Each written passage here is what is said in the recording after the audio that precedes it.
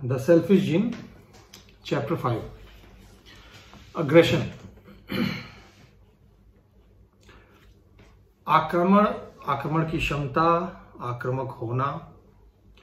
इस अध्याय में Richard Dawkins evolutionary point of view से, एवोल्यूशनरी दृष्टिकोण से अग्रेशन, आक्रमण या दूसरे पशु की या जीव की क्षति पहुंचाना, उसको क्षति पहुंचाना, उसके शरीर को, या इस तरीके से परभक्षण या स्वजाति में भी एक दूसरे के प्रति जो आक्रमण होता है उसको एडजस्ट, उसको समझाने की कोशिश करते हैं कि ये क्यों है और इससे क्या, क्योंकि ये एक बिहेवियर है, हमारे सामने है, दिखाते हैं जानवर इसको, तो जाहिर सी बात है इस बिहेवियर से कुछ ना कुछ फायदा अवश्य होता होगा। अब अगर कुछ फायदा है तो ये फायदा क्यों आया इस चीज से का कुछ इस तर्ज पर इस चैप्टर में बताया गया है कि आक्रमण और आक्रमण करने की जरूरत क्यों हुई, या ऐसे इस तरीके की सृष्टि बनी ही क्यों जिसमें जीव एक दूसरे मतलब मेनली अपनी जाति के अंदर ही, क्योंकि वो अपनी जाति के अंदर परभक्षण कर रहे हैं समझ में आता है, लेकिन अपनी ही जाति में एक दूसरे पे आक्रमण करना ये कैसी स्ट्रेटजी है, क्योंकि वो जीन्स तो काफी हद तक सिमिलर होते हैं हमारे, तो उनमें वो जीन्स ऐसे क्यों हैं कि वो एक दूसरे को ही हानि पहुंचाना चाहते हैं। इसी को लेकर पूरा चैप्टर 5 है। इसमें कुछ बहुत महत्वपूर्ण चीजें भी निकल के आई हैं जिसको मैं कहूंगा कि जिन्होंने एवोल्यूशनरी बायोलॉजी में और एवोल्यूशनरी बायोलॉजिस्ट के सोचने के नजरिए को भी काफी बदल के रख दिया होगा। क्योंकि ये किताब खुद ही 50-60 साल पुरानी है, तो जाहिर सी बात है अब तो वो उससे भी आगे बढ़ गई होगी, जो सोच है, जो नई थ्योरीज आई होंगी, काफी सारी बदल चुकी होंगी। बहरहाल ये जो भी इसमें बताया गया है चैप्टर में, वो आज भी उतना ही प्रेवलेंट है, उतना ही इंपॉर्टेंट है जितना कि उस समय जब ये नया सोचा गया होगा तब आया था, तब रहा होगा। तो क्या राज है कि कुछ जीव आक्रमण की सीमा तय करते हैं, तो कुछ जीवन ही परभक्षण पर निर्भर करते हैं। मतलब कुछ जीव एक आक्रमण की सीमा तय कर लेते हैं, भाई जब आपस में कोई भिड़ंत होगी तो इतना जाएंगे, इससे आगे नहीं जाएंगे। अक्सर देखा होगा कि कोई शहरी माहौल में तो आप देखेंगे जो बहेतु कुत्ते होते हैं ये आपस में एक इलाका तय करते हैं और लड़ाई लड़ते हैं, उसमें उस इलाके को प्रिजर्व करने की लड़ाई लड़ते हैं।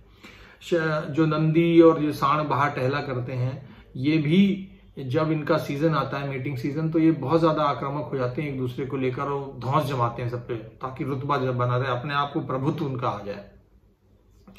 तो कुछ इसी चीज को लेकर आगे बात होगी। एक जीव के लिए दूसरा जीव या तो रास्ते का कांटा है या फिर भोजन है। इस तरीके की प्रकृति में कुछ दिखाई देती है कि या तो भाई मेरे रास्ते का कांटा है या फिर ये मेरा भोजन है। इसके अलावा बहुत कम कुछ दूसरे उसमें आप देखोगे बिहेवियर टाइप। तो इस हिसाब से या तो जीव एक दूसरे को मार दें या फिर खा लें। सीधी बात है भाई, या तो मार दो, क्योंकि अगर मेरे जैसा एक दूसरा जीव है तो वो मेरे भोजन का हिस्सा बन रहा है, मेरे हिस्से का भोजन खा ले रहा है, और तो या तो उसे मार दो अगर मेरा कंपटीशन है, या फिर अगर वो मेरा भोजन ही है तो मैं उसे खा ही डालूं, तो वो तो परभक्षी करती हैं। लेकिन प्रकृति में ऐसा दिखता तो नहीं है। प्रकृति में जीवों की भिड़ंत कभी भी ऐसी नहीं होती कि उनकी जान चली जाए। नुकसान हो जाता है, चोट चपेट लग जाती है, कभी कभार बहुत मॉर्टल वुंड लग जाते हैं, आत्मघाती, बिल्कुल ऐसे घातक घाव हो जाएंगे कि मर ही जाता जानवर। लेकिन इंटेंशनली मार देने की उससे कोई भी जानवर लड़ाई नहीं लड़ता है। आप हमेशा देखेंगे जंगली नेशनल ज्योग्राफिक वगैरह की अगर कोई डॉक्यूमेंट्री देखो तो उसमें तो साफ साफ पता चलता है कि किस हद तक या तो भाग जाएंगे या डरा देंगे, इस तरीके का रहता है। पोस्चर दिखा के ही हो जाता है कई बार कि हम बड़े, अच्छा हाँ मान लिया तुम बड़े, तुम जीत गए। ये बहुत जगह होता है। बहुत कम हाथापाई की बात आती है, हाथापाई के बाद भी चोट चपेट खून निकलने पे तुरंत भाग जाते हैं कि नहीं भैया चोट नहीं चाहिए तुरंत। तो उस तरीके से अगर देखा जाए तो ये प्रकृति दिखाती नहीं है कि या तो हम मार देंगे या खा जाएंगे, ऐसा नहीं है। विभिन्न जीव आक्रमण का बिहेवियर दिखाते हैं, लेकिन संतुलित मात्रा में। शाकाहारी तो बहुत कम ही आक्रमण में किसी की हत्या करते हैं। आप ये देखोगे शाकाहारी जीव बहुत कम हत्या पे जाएंगे, मारते हैं, उनके खून निकाल लेते हैं, सांड भी मारते हैं एक दूसरे को, दूसरे हाथी भी एक दूसरे को, जब मस्त उनका सीजन आता है तो उसमें वो मेटिंग सीजन में वो बिल्कुल एक दूसरे को बर्दाश्त नहीं करते, लेकिन जान से मारने वाली बात नहीं होती है। मांसाहारी जीव सिर्फ दो भिन्न जातियों में ही हत्या करते हैं। मतलब इसका मतलब ये हुआ कि मांसाहारी जैसे शेर है, तो बाघ या शेर, मैं शेर का लूंगा, बबर शेर का नाम यहाँ पे एग्जांपल लूंगा, क्योंकि बबर शेर देखे गए हैं कि वो एक दूसरे को झुंड पे कब्जा करके जीते। मतलब एक नर को या दो नर को हटा के दूसरा नर या नरों का झुंड जो है वो एक पूरे कुनबे पे कब्जा करता है। तो उसमें अक्सर ये होता है कि दूसरे से शेर भगा दिए जाते हैं, वो भाग जाते हैं या वो भगा दिए जाते हैं। उनको दौड़ा के मारने वाला काम बहुत रेयर होता है, बहुत रेयर। मतलब तो यही होता है कि हाँ भाई अच्छा हार गए अब निकल लेना से, ठीक है।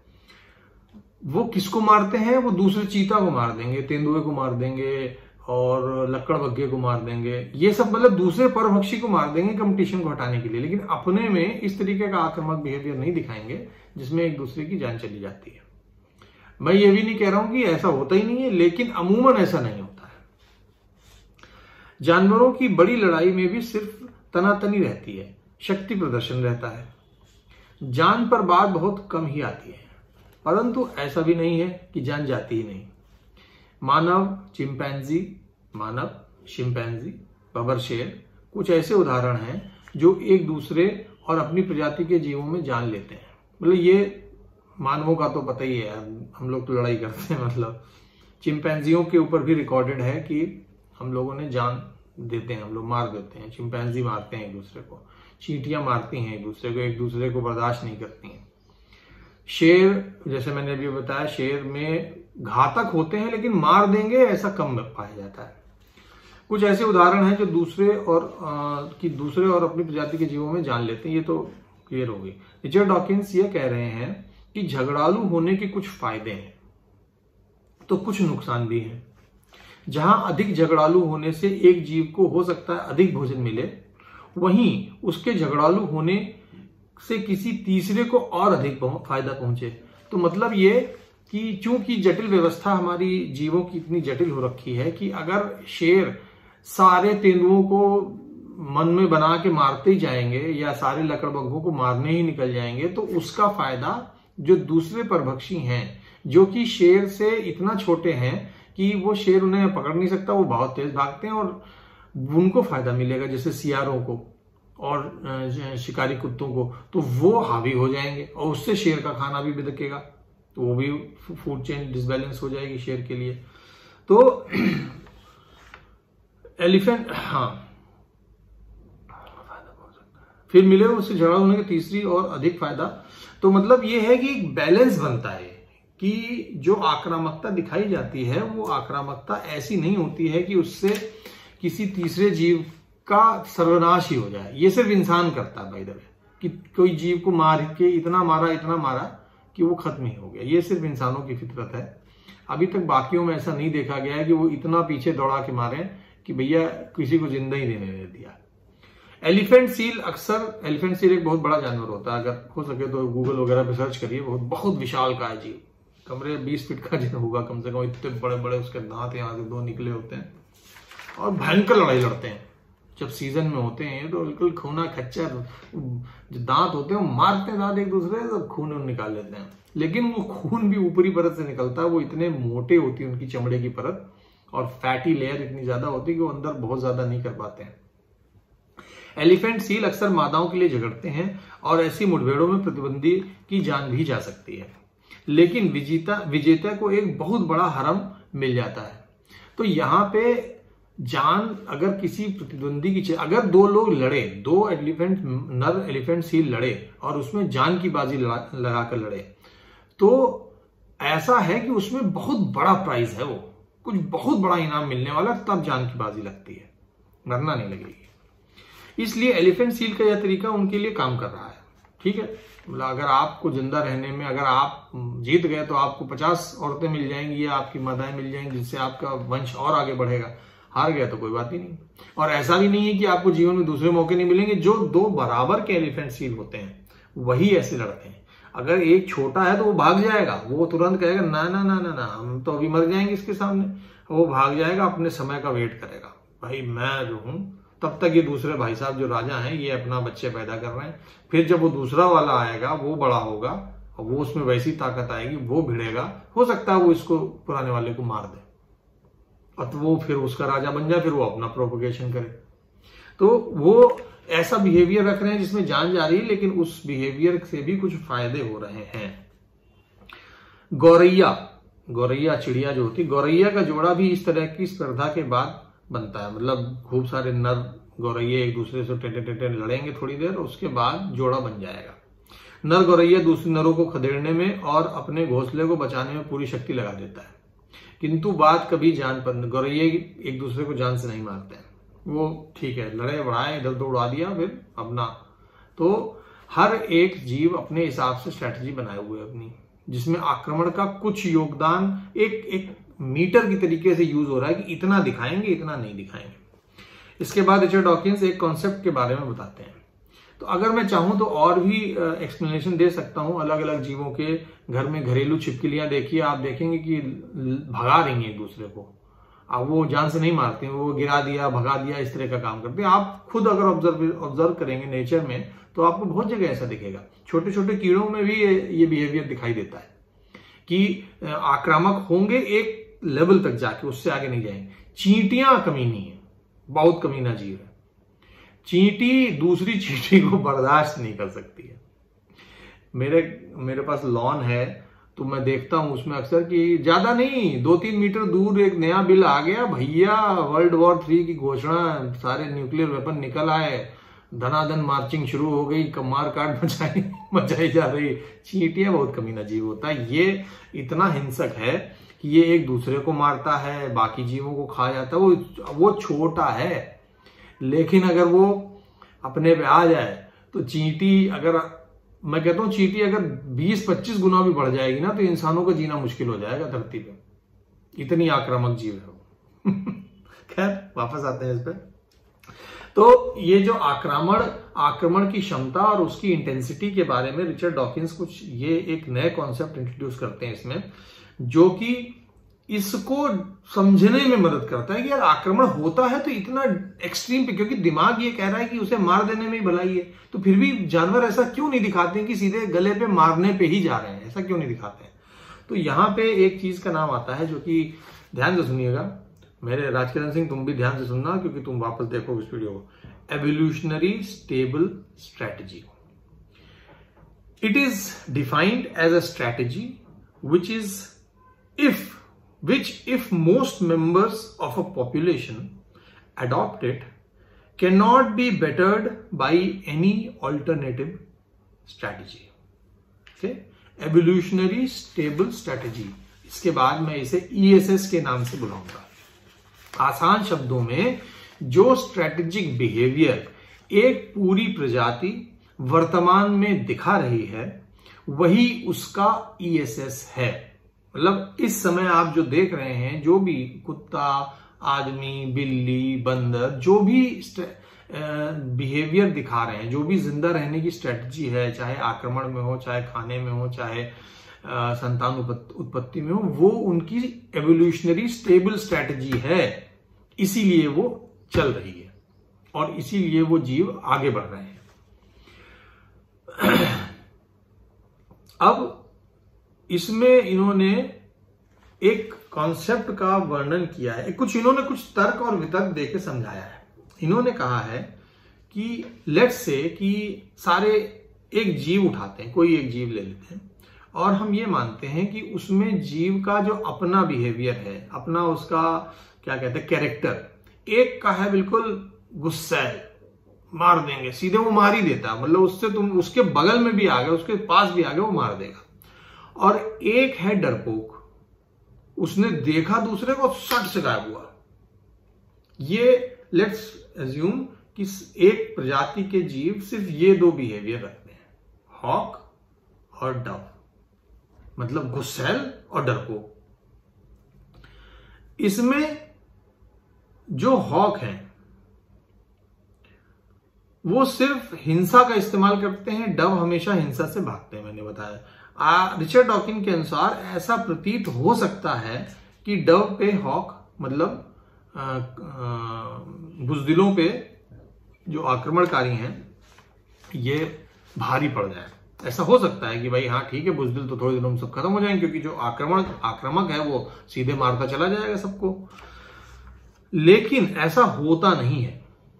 परम्यूटेशन और कॉम्बिनेशन से हमेशा डव और हॉक मतलब बुजदिल और आक्रामक इनका मिश्रण ही रहता है। मतलब जब ये एक जीव में होंगे तो आप देखोगे कि मिश्रित मात्रा में मिलेंगे आपको। ये कभी भी ऐसे नहीं होंगे कि हमेशा एक ही। क्यों? क्योंकि इसको मैं थोड़ा सा एग्जांपल से समझाता हूं कि अगर सारे बुजदिल हो गए, कमजोर कावर्ड हो गए, कायर हो गए, तो क्या होगा कि म्यूटेशन तो चल ही रहा है। एक भी अगर उसमें से हॉक आ गया, अगर एक भी शेरदिल आ गया, एक भी आक्रमणकारी आ गया, हिंसक आ गया, तो वो सारे बुजदिलों को खत्म कर देगा। अचानक से पराला ऐसे भारी हो जाएगा। मतलब अगर 10 प्रजाति 1 लाख की है और 2 भी अगर हॉक है तो इनको सबको सिर्फ और सिर्फ डिस्टेंस बचा पाएगी कमजोरों को, और कुछ नहीं बचा पाएगा। तो अच्छा, सारे ही हॉक हो गए मतलब सारे ही शेरदिल हो गए तो वो भी एक दूसरे को मार देंगे, वो भी जिंदा नहीं बचेंगे, है ना। तो कभी भी किसी एक तरफ पलड़ा भारी नहीं होगा, और जिसका भी भारी हुआ होगा वो मर गया होगा। जो भी ऐसी स्पीशीज आई होंगी जो सिर्फ एग्रेशन पे ही हैं वो खत्म हो गई होंगी, और या फिर पूरी तौर पर डोसाइल स्पीशीज जिन्हें कहते हैं वो भी मर जाएंगी, क्योंकि अल्टीमेटली उनमें से एवोल्यूशन कभी ना कभी किसी हिंसक प्राणी को भेजेगा और वो निपट जाएंगे वो सारे। तो कॉम्बिनेशन ही हमेशा जिंदा रहता है। अगर सब हिंसक हो जाते हैं तो सिर्फ एक हिंसक, अगर सब अहिंसक हो जाते हैं तो सिर्फ एक हिंसक पूरी तरह से डोमिनेट करेगा, जिससे समूह नष्ट हो जाता है। यदि सब हिंसक हो जाते हैं तो भी समूह नष्ट हो जाता है। ईएसएस वही है जिसमें कुछ हिंसक और कुछ अहिंसक होते हैं। ईएसएस के होने के लिए किसी जीव का पूरी तरह हिंसक या अहिंसक होना आवश्यक नहीं है। कुछ मात्रा में एक ही के अंदर दोनों ही प्रवृत्तियां होनी चाहिए। वो हिंसक भी है, कहीं कहीं हिंसक है, कहीं कहीं अहिंसक है, तो दोनों में बर्ताव दिखा सकता है। वही एवोल्यूशनरी स्टेबल स्ट्रेटजी ने वही एवोल्यूशन करा है, उसी को फेवर किया है एवोल्यूशनरी स्टेबल स्ट्रेटजी ने, कि जो कभी मौका पड़ने पे हिंसक हो जाते हैं और नहीं तो वो अहिंसा में बिलीव करते हैं या अहिंसक रहते हैं। इसके बाद रिचर्ड डॉकिंस रिटेलिएटर मतलब कुछ और तरीके के बिहेवियर मतलब चरित्र बताते हैं। रिटेलिएटर मतलब वैसे कुछ नहीं करेगा लेकिन उसके ऊपर हमला हो तो रिटेलिएट कर देगा। बुली सबके ऊपर धौंस जमाता है, लेकिन कोई खड़ा हो गया तो तुरंत भाग जाएगा पीछे। प्रोबर रिटेलिएटर मतलब वैसे टोह लेके देखें, थोड़ा सा हुंकार के देखें क्या पता है, नहीं तो फिर दुबक गए, और जैसे किसी ने हमला किया तो रिटेलिएट कर दिया। ऐसे बिहेवियर के बारे में बात करते हैं। ये ऐसे मतलब सिर्फ सारे हिंसक और अहिंसक नहीं होते हैं, अलग अलग डिग्री में मिश्रित होते हैं। सारे बिहेवियर दिखा सकता है। आक्रामक होने, कुछ ऐसे जीव भी होते हैं जो हिंसा का सहारा नहीं लेते हैं, ऐसे भी हैं। वह या तो अपने सुंदरता या शारीरिक बल का प्रदर्शन करते हैं, फिर नृत्य जैसे तरीकों से प्रतिद्वंदी से भिड़ते हैं। ऐसे में जीत और हार का फैसला किसी एक के पीछे हटने से होता है। मतलब पीछे हटे, हाँ मान गया भाई तुम बहुत बड़े, जैसे मोर और कुछ चिड़िया, कुछ और जानवर जो चीखने चिल्लाने से और शक्ति प्रदर्शन से अपना करते हैं। जब जान दांव पर नहीं लगती है, जैसे इन मुकाबलों में जान दांव पर नहीं लगी है, तो विजेता माना कैसे जाए? क्योंकि फिर एवोल्यूशनरी स्टेबल स्ट्रेटजी कैसे निकलेगी जब जान दांव पे नहीं लगी? तो कैसे क्या डिसीजन होगा कि हम पीछे हट जाएंगे तुम? तो यहां पे रिचर्ड डॉकिंस, नहीं आप खुद भी सोच सकते हो रिचर्ड डॉकिंस को क्यों बोले कि समय, कौन कितना समय उस पर व्यतीत करना चाहता है, वो बात आ जाती। कौन पहले पलक झपकाएगा तो वो हार मान लेगा, ठीक है। जब जान दांव पर नहीं लगी हो उस समय विजेता उसे माना जाएगा जो अधिक समय तक प्रदर्शनशील रहे। मतलब अगर कोई ये करके दिखा रहा है कि देखो मैं कितनी देर तक उड़ सकता हूं और उसके सामने एक और कॉम्पिटिटर आ गया, तो वो अब कंपटीशन है कि जो जितनी देर तक उड़ेगा वो जीत जाएगा। ठीक है ना। ऐसे जीवों में भी ईएसएस बन जाती। अब ईएसएस का बनना तो तय है, वो अपने आप की एक एवोल्यूशनरी स्टेबल स्ट्रेटजी आ ही जाएगी, क्योंकि किसी भी जीव के पास अनंत काल का समय नहीं होता है। यहां अनप्रिडिक्टेबिलिटी ईएसएस की जननी बनती है। मतलब अनप्रिडिक्टेबिलिटी कि आप नहीं जानते हो अगला कितनी देर तक टिकेगा, ये जो अनप्रिडिक्टेबिलिटी है ये एवोल्यूशनरी स्टेबल स्ट्रेटजी की जननी बन जाती है। फिर कोई जीव यह नहीं जानता कि दूसरा कितनी देर तक खड़ा रहेगा, क्योंकि अगर आपको पता चल जाएगा तो आप उसी हिसाब से, जैसे ही आपको पता चलेगा एक नया म्यूटेशन आएगा वो उस पूरे बैलेंस को बिगाड़ देगा। तो फिर तो एवोल्यूशनरी स्टेबल स्ट्रेटजी फेवर करती अनप्रिडिक्टेबिलिटी को। यहां पे उम्र के अंदाजे से कुछ अनुमान लगाया जा सकता है। मतलब ये आदमी समझ सकता है कि अच्छा कोई यंग है, कोई पुराना है, या कोई एक्सपीरियंस्ड है, कोई नौसिखिया है, तो जल्दी हो सकता है, लेकिन उसमें भी अनप्रिडिक्टेबिलिटी रहती है। लेकिन अगर दोनों एक ही उम्र के हों तो यह मुश्किल हो जाता है।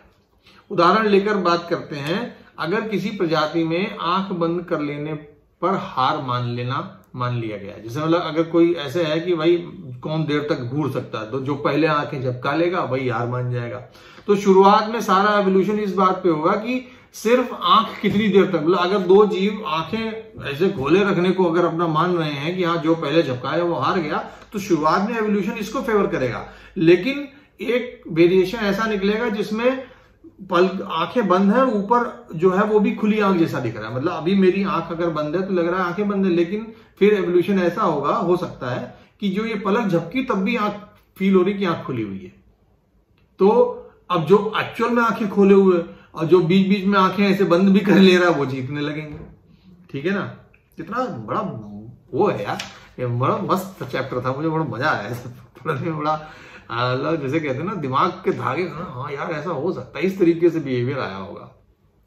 खैर मैं वापस आता हूँ, बहुत लंबे हो जाते हैं मेरे वीडियो, मैं खुद भी कभी कभी बोर हो जाता हूँ वापस देखने में। अच्छा, सिर्फ आंख कितनी देर तक खुली रहेगी इस पर होगा। फिर इसमें कैमोफ्लेज विकसित हो जाएगा, मतलब वो आंखें दिखने लग जाएंगी कि हाँ भाई बाई डिफॉल्ट आंख खुली हुई है उनकी, तो वो तो हमेशा जीतेंगे। नकली आंखें विकसित होने लगेंगी, झूठ बोलना, पोकर फेस इवॉल्व होने लगेगा कि झूठ बोल दिया है हमने, बीच में चुपके से आंखें बंद कर ली, देखा पोकर फेस मतलब कि हम कब झपका देंगे, ऐसे करते रहेंगे और हो जाएगा। ये भी हो सकता है। एवोल्यूशनरी स्टेबल स्ट्रेटजी ही अपने आप चेंज होती रहेगी, और नहीं एवोल्यूशन इसको इतना चेंज करेगा कि ईएसएस अपने आप ही आ जाएगा। ध्यान दें कि जब स्पर्धा करते हैं तो क्या करते हैं और उनके तौर तरीके होते हैं, क्या तौर तरीके होते हैं, इससे हम उनके आक्रामक होने की क्षमता और ईएसएस का अनुमान लगा सकते हैं। अब ईएसएस के चलते ही टेरिटोरियल बिहेवियर भी डेवलप हुआ। मतलब ये कि मैं सब जगह नहीं दौड़ूंगा, मैं अपना एक एरिया बनाऊंगा और इस एरिया में जो आया उसकी ऐसी तैसी, और उसके बाहर मुझे कोई फर्क नहीं पड़ता। उदाहरण के लिए गली के कुत्ते देख लीजिए, उनकी एक गली है, उसमें वो आराम से रहेंगे, उसमें जो उनका कुनबा है उसमें लड़ाई नहीं करेंगे। लेकिन बजाने कोई बाहर से आ जाए, फीमेल नहीं दूसरा मेल, अगर दूसरा मेल कुत्ता और इनसे रिलेटेड नहीं है, इनके उसमें घुस गया तो जान से जाएगा भैया। इतना हिंसक होते हैं गली के कुत्ते। तो ये भी एक एवोल्यूशनरी स्टेबल स्ट्रेटजी निकल के आएगी। और सभी जीव में शेर, चीते, भालू, हर कोई एक टेरिटोरियल बिहेवियर दिखाता है। इतनी स्टेबल स्ट्रेटजी है कि सारे ही जीवों ने इसे बना लिया। मुझे लगता है कि शायद समुद्र में ऐसे जीव नहीं होंगे जो कि एक एरिया को अपना एरिया माने, लेकिन धरती के ऊपर, जमीन के ऊपर तो सारे ही जीव ऐसा दिखाते हैं। उसमें किसी दूसरे का दखल बना, इसी के चलते कंडीशनल स्ट्रेटजी का विकास हुआ। अब इसमें कंडीशनल स्ट्रेटजी है कि जैसे कि अगर आप अपना घर बचा रहे हैं तो आक्रामक हो जाएंगे, यदि आप दूसरे के घर पर कब्जा करने जा रहे हैं तो आप थोड़ा हल्के रहेंगे, तो वापस भागने का मौका रखेंगे। अच्छा अभी नहीं भाग लो अभी ये तेज है, फिर हम जब और मजबूत हो जाएंगे तब आएंगे। ठीक है। तो जो अपना घर बचा रहा है वो तो आक्रामक ही रहेगा हमेशा, क्योंकि उसके पास तो खोने को बहुत कुछ है। और जो आक्रमण कर रहा है वो तब आता है आक्रमण करने जब वो लगता है कि नहीं अब हम इसको चाहे ये जो भी दिखाए हम इसकी ऐसी तैसी कर देंगे। पर हर तरह की अग्रेशन स्ट्रेटजी का सबसे बड़ा दुश्मन एवोल्यूशन होता है। जब भी कोई स्ट्रेटजी हावी होने लगती है, कोई ना कोई ऐसा म्यूटेशन होता है जो उस स्ट्रेटजी की धज्जियां उड़ा देता है। इसलिए ईएसएस महत्वपूर्ण है, क्योंकि जब तक कुछ बड़ा परिवर्तन न हो जाए ईएसएस बरकरार रहती। मतलब इतना बड़ा परिवर्तन नहीं हो गया कि जिस जंगल में आप रहते थे, जिस चीज के लिए फाइट कर रहे थे, वही नष्ट हो गई, तब ईएसएस डामाडोल हो जाएगी। माफ कीजिएगा, आप जिस परिवेश में आप रह रहे थे वो बदल ही गया, तब ईएसएस खत्म हो जाएगा बिल्कुल। लेकिन अगर बाहर इन्वायरमेंट, जीने का इन्वायरमेंट स्टेबल है, तो एक ईएसएस डेवलप होगी और वो सस्टेन रखी जाएगी जब तक कोई बहुत बड़ा परिवर्तन नहीं हो जाता है। कई सारी ईएसएस चलेंगी और उनमें फाइनली आप देखेंगे कि कुछ एक या दो ही जिंदा रहती हैं। यही होता है। रिचर्ड डॉकिंस इस अध्याय में बहुत सारे आक्रामक बिहेवियर और स्ट्रेटजी के उदाहरण देते हैं। अब उनका सबका वर्णन करना तो यहां संभव नहीं है, मेरा तो 3 घंटे का वीडियो बन जाएगा इतना। फिर किताब पढ़ने का मजा ही क्या, आप किताब पढ़ो उसमें और मजेदार लगेगा, और इसलिए किताब पढ़ने का मजा और होता है। ये मैंने लिख लिया। अच्छा, तो अब जैसे इन्होंने कुछ एग्जाम्पल दिए हैं इसमें। एक होता है मैक्सिकन सोशल स्पाइडर होता है, एक बड़ा विचित्र ईएसएस इन्होंने डेवलप किया इस तरीके की मकड़ी ने। इसकी खासियत ये होती है कि ये अगर किसी को उसके छुपने की जगह पता चल जाती है, उसकी छुपने की जगह में आ जाए, तो वहां से भाग जाता है और तुरंत एक दूसरे स्पाइडर की भार में घुस जाएगा। मतलब तुरंत भाग के एक दूसरे स्पाइडर की भार में, और फिर वो दूसरा वाला भाग के तीसरे की, चौथे करते करते सब जब तक वो सेटल नहीं हो जाएंगे तब कोई लड़ेगा नहीं, वो तुरंत अपनी जगह छोड़ेगा, दूसरे की भाग जाएगा। तो ऐसा भी जब डेवलप हुआ। यहां पर एक पैराडॉक्सिकल स्ट्रेटेजी डेवलप हुई जिसमें आक्रामक बिहेवियर के बिल्कुल विपरीत बिहेवियर डेवलप हो गया। अब ये भी एक एएसएस है जिसमें लड़ते हैं ही नहीं, वो तुरंत भाग के, जैसे मेरे घर में कोई घुसा, मैं भाग के दूसरे घर में घुस गया। मेरी सोसाइटी 5000 घरों की है, इसे सबने एक बार में अपना पूरा घर बदल लिया अचानक से। ये भी एक एएसएस है भाई, उनका काम चल रहा है, वो प्रजनन कर रहे हैं, वो आगे अल्टीमेटली संतान उत्पत्ति ही है एम, तो उसमें वो काम कर रही है उनके लिए। फिर एक उन्होंने स्ट्रैटेजी की बात करी, डोमिनेंस एंड हायरार्की, जो कि ऑलमोस्ट सभी जगह दिखती है। इसके तहत यदि कोई मेमोरी, मतलब इसमें क्या होता है कि जैसे आप याद रखते हैं डोमिनेंस हायरार्की में, इसमें याद आप रखते हैं कि पिछली लड़ाई में क्या हुआ था, और इसी से हायरार्की और डोमिनेंस आता है। जैसे अगर मैं किसी से लड़ूं और मैं उससे बुरी तरह मार खा जाऊं, तो मैं याद रखूंगा कि यार दोबारा उससे नहीं लड़ना है, ये तो पीट देगा भी, unless until I wide my time, increase my strength, और जो कुछ भी करना है। तो एक डोमिनेंस हायरार्की बन गई कि मैं हमेशा उससे नीचे रहूंगा, अगर वो आ गया तो मैं पीछे हट जाऊंगा, और मैं जिसको पीट दिया वो भी मेरे लिए यही बिहेवियर रखेगा, क्योंकि वो मेमोरी में आ जाता है कि यार गड़बड़ हो गई थी, पिछली बार बहुत मार खाए थे। कभी कभार ऐसा नहीं भी होता है, पिछले 3 दिनों से वही हो रहा है, कितनी बार पीटे गए हैं लेकिन नहीं मानते, है ना। तो वो भी एक है, ये एवोल्यूशनरी स्टेबल स्ट्रेटजी कहां तक काम आ रही है उनकी मुझे नहीं मालूम, लेकिन पिटते हर बार है, लेकिन आते हैं। उन्हें भ्रम हो जाता है कि अब की बार हम ये कर लेंगे, तो आई डोंट नो, खैर उधर से नहीं आते, उधर नहीं जाते हैं टॉपिक पे। लेकिन डोमिनेंस और हायरार्की मेमोरी से रिलेटेड होती है, जिसमें आप लड़ाई को कुछ देर तक याद रखते हैं, हो सकता है कई साल याद रखें, और फिर उसके बेसिस पे डिसीजन लेते हैं कि नहीं इनसे लड़ना है, इनसे नहीं लड़ना, ठीक है। फिर एक बहुत ही विचित्र स्ट्रेटजी की बात आती है जिसमें कैनिबलिज्म शामिल है, स्वजाति भक्षण। ये देखिए सुनने में थोड़ा खराब लगेगा, लेकिन सुनिए, सबसे आसान खाना क्या है? सबसे आसान जो आपके आसपास के हैं, जो आप में भरोसा करते हैं, वो सतर्क नहीं है आपके लिए, आप उनको लपक के खा जाइए, आपका पेट भर जाएगा, है नहीं। लेकिन ऐसा कोई नहीं करता है। कुछ जीव हैं, मगरमच्छ हैं, वो भी नहीं करते हैं। बहुत बहुत रेयर केस में मगरमच्छ कैनिबलिस्टिक होते हैं, जब बहुत बड़ा डिफरेंस होता है, एक 20 फीट का और एक 5 फीट का है। एक तरीके का वो होता है, पक्षी होता है सारस, जिसकी बहुत बड़ी थैली ऐसी होती है नीचे, क्या नाम डालेगा, वो कैनिबलिस्टिक होता है, वो बच्चे खा जाता है। लेकिन सब लोग नहीं करते, हम लोग नहीं करते हैं, बाहर जीव देखोगे नहीं करते लोग। तो कैनिबलिज्म, जो कि सबसे आसान तरीका होगा पोषण पाने का, कि आप तुरंत अपने बगल वाले को खा जाओ, अपना पेट तो भर ही लिया आपने, ये भी प्रचलित नहीं है। क्यों? ये क्यों उतना प्रचलित नहीं है? जितना कि होना चाहिए। एक परभक्षी के लिए सबसे आसान शिकार उसके आसपास वाले होते हैं, उसी की प्रजाति के जीव होते हैं, लेकिन फिर भी हमें यह प्रकृति में कम ही देखने को मिलता है। और इसका कारण है कि ये एवोल्यूशनरी स्टेबल स्ट्रेटेजी नहीं है। अगर सब एक दूसरे को ही खा लेंगे तो जीव आगे ही नहीं बढ़ेगा। इसीलिए कैनिबलिज्म जो है वो एवोल्यूशनरी, इसमें कोई मोरालिटी इन्वॉल्व नहीं है ये। और अगर मॉरल एंगल है भी तो वो भी एवोल्यूशनरी स्टेबल स्ट्रेटेजी के तहत डेवलप हुआ है कि हम उस चीज को ऐसे देखते हैं कि यार किसी स्वजाति का भक्षण नहीं करना, मरने के बाद भी नहीं करना उसका। ये एक डेवलपमेंटल बिहेवियर डेवलप हुआ है एवोल्यूशन के जरिए। क्यों?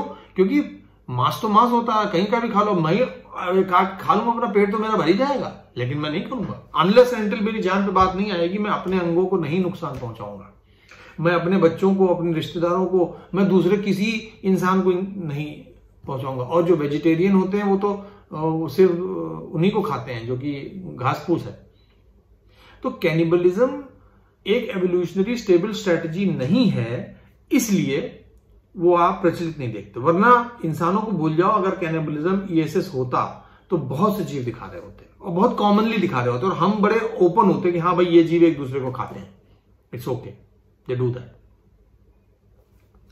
चैप्टर के अंत में रिचर्ड डॉकिंस यह कहते हैं कि एग्रेशन और ईएसएस सगे संबंधियों के बीच वैसे काम नहीं करता, वहां पर नियम बदल जाते हैं। मतलब मैं अपने सगे संबंधियों के बीच में एग्रेशन और ईएसएस उस तरीके से नहीं रखूंगा, ठीक है ना, जिसको अगले अध्याय में, जिसका उल्लेख अगले अध्याय में उन्होंने किया है।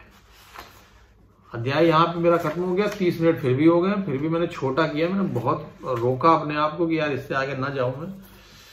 क्या करें यार, बोलने पे आओ तो बहुत कुछ बोलने का मन करता है, क्या करें बताइए। और नेक्स्ट चैप्टर पढ़ रहे हैं, जल्दी बनाएंगे उसका वीडियो। अब बीच में तो इतनी धमाधूम मच गई चारों तरफ, एक हफ्ते में तो पता नहीं क्या दुनिया का नक्शा ही बदल गया हमें लगता है।